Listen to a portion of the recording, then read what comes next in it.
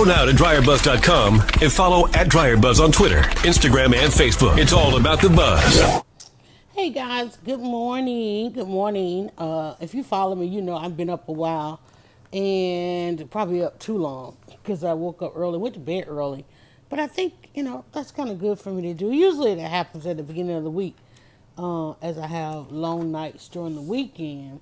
And some kind of way, somewhere along the way, I switch.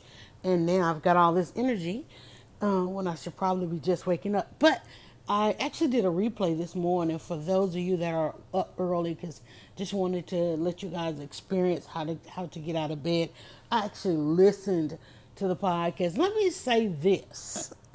If you follow us on a podcast platform, if I speak too fast, and I know I speak entirely too fast, on the podcast platforms you get to, and I got to touch this and turn it down, so bear with me here.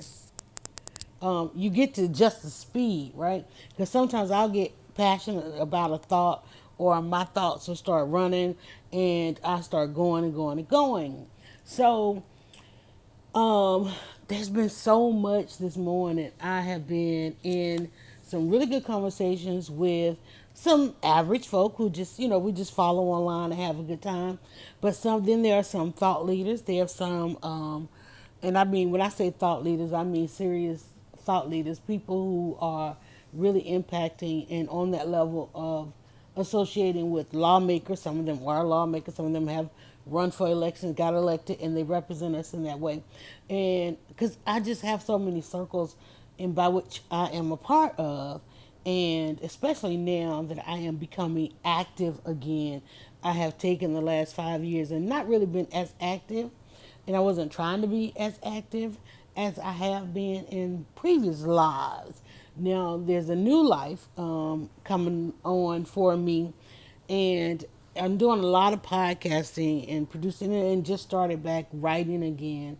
In fact, I am doing the second edit today on the next phase of 27 Answers, or the next installment in 27 Answers, and getting ready to relaunch the Learn platform that we've had over a couple of years ago. I think in the last year we took it down to figure out where it was going to go. I had a lot of revamping, and that's just an experience, and it happens. But I was looking really over the last 2 years, particularly looking to see where technology was going to go. I thought we were going to leap forward, but it seems like we've just been going back and backwards and backwards and backwards. And that's not to say that we are regressing or digressing. It's only because more and more people are moving. There's a migration. So like the rest of us just kind of had to slow down a bit. And so now you get a chance to see how long we're going to be here. If that makes any sense, if any of that makes any sense at all. So how to get out of bed is a journaling moment. And we start with a journal. I start literally with a pen and paper, a blank page, which I'm looking at and staring at here and now. And even though I've said some things, nothing really stands out. Because like I said, I've had a lot of conversation. And I know when I've already had a lot of conversation prior to coming on here, there's nothing really particular. I feel like I'm going to either I'm going to just reiterate something or rehash what conversations have already been out there. And usually I want to do something somewhat slightly original. You don't want to consume a lot and then have to create, because then you don't know if what you're creating is originally yours, right? Then you just want to be mindful of that. But let me just in fact talk a little bit about how to get out of bed. Let me talk a little bit also about podcasting and choosing. One of the questions I'm asked all the time is, well, a couple of them actually, is how to find time to do this, and how do you know when something is really what you ought to be doing. And I always tell people, it's the thing that you would do, you could talk about it anytime, either right out of your sleep or just every time you're given the opportunity to talk about it. That's your passion. Whether I don't know how else to explain that. And I get asked that all the time. And a lot of people will come to me and they'll have like all of this different stuff. And I help them kind of narrow it down because there's really one thing. There really is one thing. But that one thing is incumbent upon a lot of different things. There's the perfect scenario or the perfect storm. Like right now, there's a perfect storm going on. And in any time, there we go, right there, perfect storm. Let's just talk about that, okay? Anytime there is a perfect storm, you will see a lot of furor. Like people are galvanized in a storm. People you never thought could work together. People you start to see each other. And people in their strong points and then with their strengths and their weaknesses. Those are the things that are clearly defined. In times of turmoil, people are always amazed and shocked and awe as to who stepped up and who had the strength, because there are those that are always out front and they're the loudest, they're the first, rightfully so. They're full of confidence or whatever, and then when something happens, sometimes you see them cower, or somebody just completely comes out, broadsides them, or just simply come from the background. When we look at in the test of time, there is always that person that you will always find yourself saying you never thought. We say that so much each and every day. Never thought, never thought. Write that down. Never thought. Right? When I now oftentimes am reminded during the time. Most recent, somebody asked the other day, what was the what's the news item you most remember, or what was the first thing? And I know we live in America, so we get them each, these news cycles, they go, but there's just still something about Katrina, because there was what we were shown, and then if you took any time after that to really get to know the people that went through that experience, and I live in Atlanta, so immediately we were connected to what happened from here to Louisiana, from Georgia to Louisiana. I'm talking Alabama, Mississippi, and Louisiana, right? And so because everybody along that path rode to Atlanta, which is as far as inland as they needed to go in order to be safe from this storm. And so immediately I remember leaving the house, because there were several organizations that I know, put out the call that they were receiving people or assisting people and so forth. Where I live, all of the hotels filled up. And now these were just people immediately just evacuating those who could afford or had their plan in action, that when these things happen, they evacuate.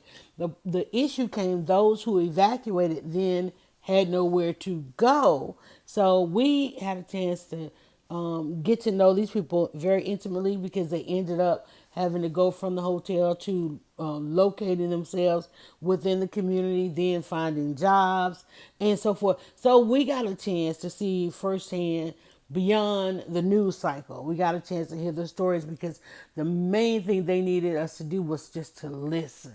So oftentimes that's the only thing and that's the hardest thing for people to do. I had a friend, a former coworker, had to share some stuff yesterday, and you have to say, this is just a moment to listen. I don't have any advice. I'm just gonna listen. Sometimes it's letting people talk and express themselves, and through that I got a chance to really see what this experience was, because living in that part of the coast, there were habits and behaviors that and mindsets and budgeting and all, just there's a way of life that those of us that don't have to live through those kinds of storms, we have our own storms. Because living in Georgia, we have to have preparations for tornadoes, right? We would prep for tornadoes, and then of course now flooding. Everybody. I mean, we never really had to worry about that. But then we had a 4-hour rain one time, and we realized, oh wait, we need a flood plan around here, because the rains are coming, the water's coming, and all those kinds of things. So, but listening to them, I remember just being shocked at how fast they had to prepare, and how I was just in awe that how fast they could pull their families, and the thing that was so unique about those from Louisiana was there was the makeup of their family, like the entire family lived in one particular neighborhood. We're talking like everybody, like from the grandparents to the parents to the aunts, the uncles, the cousins, everybody lived in the same neighborhood. It was like so. Therefore, and except for those that had migrated to other areas, and so forth, grew up and moved away.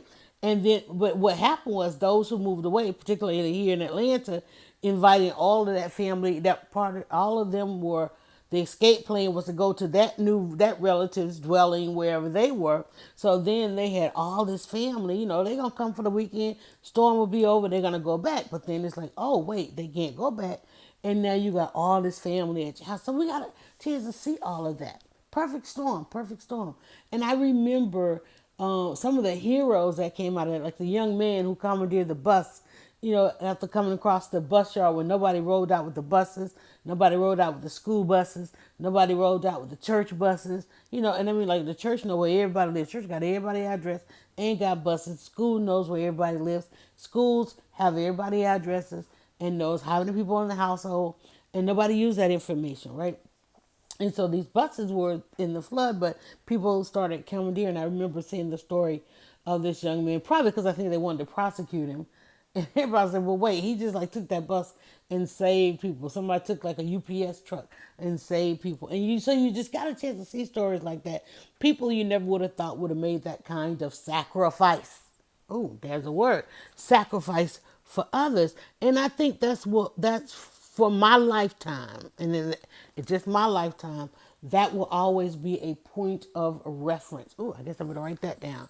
That will always be my point of reference. Even though I've seen other things, I remember it, like I said, in our area, in our territory, tornadoes are a thing. And I remember twice, maybe, no, I think it was the same one. When I was younger, tornadoes hit northwest Atlanta.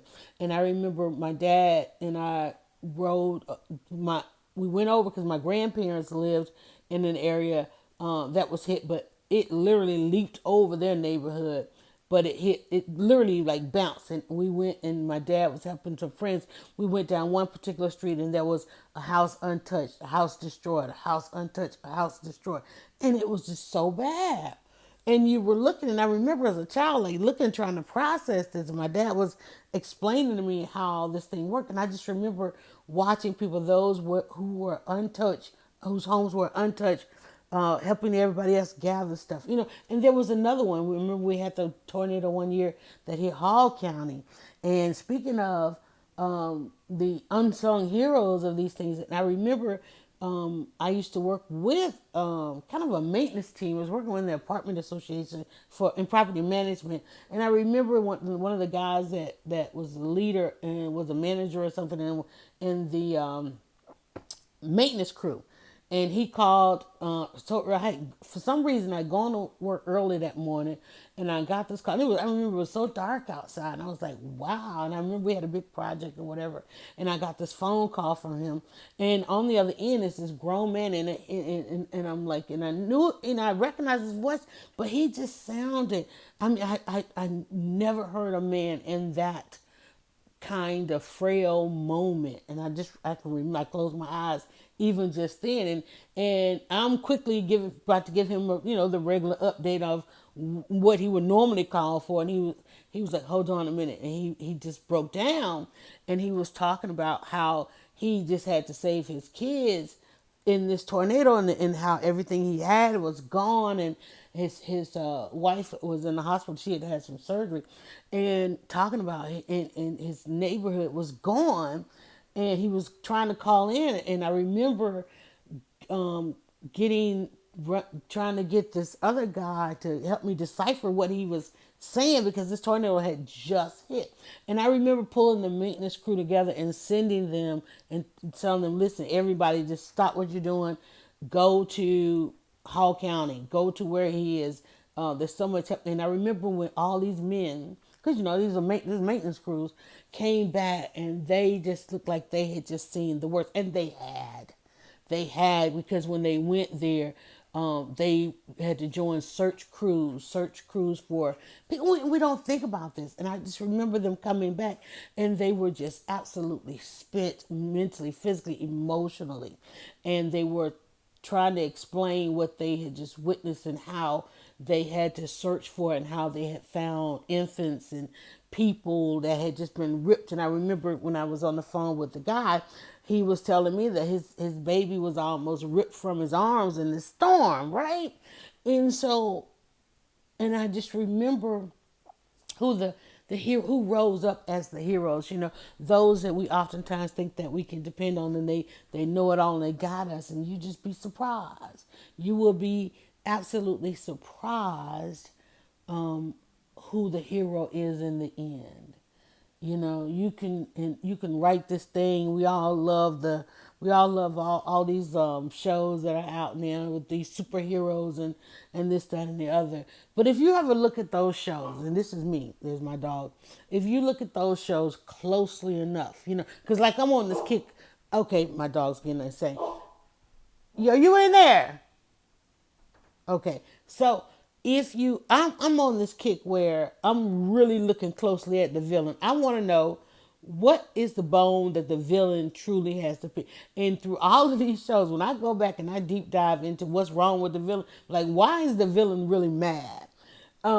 It's interesting why the villain is mad and how we are convinced that the villain in the thing is actually the villain is wrong and that they're really trying to destroy. But if you ever listen to them in their monologue, you notice how all of them do like this monologue. If you ever really listen, it's like it really comes down to the point of people trying to coexist. Like nobody is really wrong. It's just one. We really believed and are conditioned to believe that somebody's supposed to be the victor, that somebody's supposed to be better than the other, or the hierarchy, that they just can't. Like even and I used to love watching Batman and all the villains on the Batman, they would always, when they would get caught, they would always tell Batman that they had been wrong somewhere down the line. And that's the thing that made them mad or want to come at society or whatever, and I'm not even going to side with these people, and, that they say have the mental health and do the mass shooters and all that. But all of them seem to have these manifestos and why this and why that. Right now, and I don't mean to laugh at this, but I'm going to take it to the lighter side. On the lighter side, there are these people that are out there that are vengeance because they can't get dates. They can't have a social life. They're being turned down.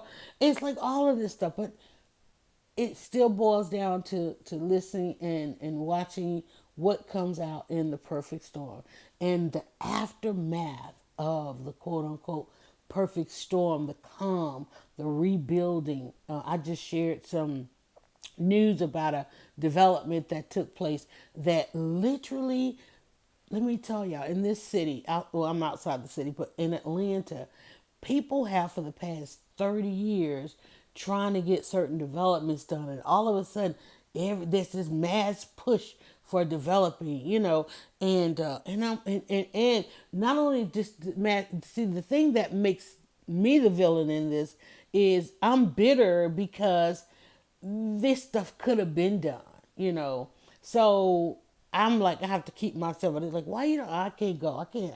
I gotta keep myself out of it because I'm bitter, and I'm bitter because I know that people who have worked. I was watching this video. Somebody's live streaming this what do you call it? Grand opening of an event today, and they asked the members of the area's merchant association to stand, and they could barely stand. They were so old. Wait a minute, that's not the way to say that. What's the word? They were beyond. They're seniors now, and I know these merchants because they were in that community 20, 30, 40, 50 years ago.